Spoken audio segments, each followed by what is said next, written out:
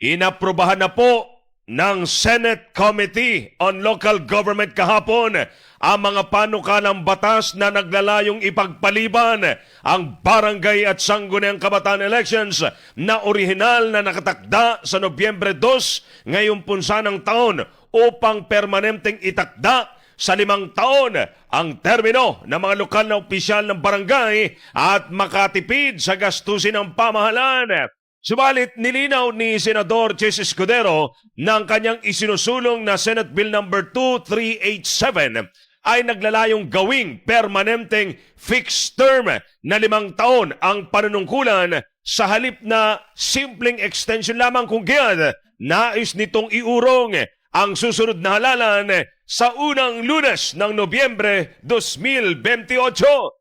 Samantala, hiwalay namang inirekomenda ni Senadora Amy Marcos sa ilalim ng Senate Bill No. 2067 na ilipat ang eleksyon sa Oktubre 2027 dahil ang kasalukuyang petsa ay natatapat sa araw ng Undas na magdudulot na matinding dagsa at hirap sa pagbiyahe ng mga botante. Sa panig naman ng Commission on Elections, COMELEC, tiniyak ni Chairman George Garcia na hindi masasayang ang 2.4 bilyong pisong halaga na mga balotang natapos ng may print. Sayang para sa 2026 dahil maglalabas sila ng resolusyon upang payagan ang paggamit ng mga ito kahit pa mausog ang halalan sa susunod na mga taon.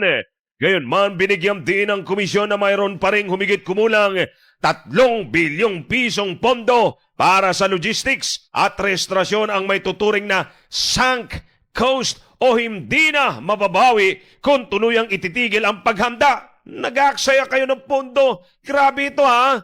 Humigit kumulang 3 billion pesos ang masasayang ayon sa COMELEC kung ipagpapalibang tuluyan.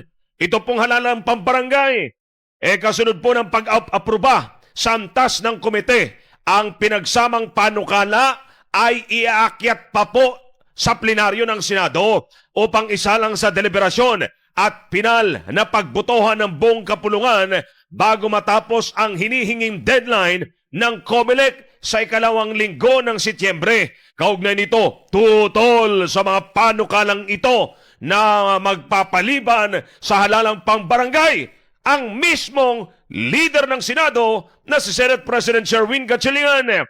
Ayon kay SP Gatchalian, ang mahabang termino ay para lamang sa mga magagaling na barangay kapitan. Ngunit kung bulok ang kapitan, magkakaproblema ang mga residente.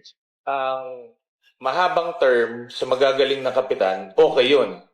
Mahabang term sa bulok na kapitan, problema tayo sa constituents natin. So we need to justify to our constituents na itong mahabang term ay ginagawa namin para sa inyo ito, para maganda yung serbisyo. Do we have that study? Get the facts straight, fast, and fresh. Follow Chai Toys and News on Facebook for daily news updates, exclusive coverage, and stories that hit close to home. Don't get left behind.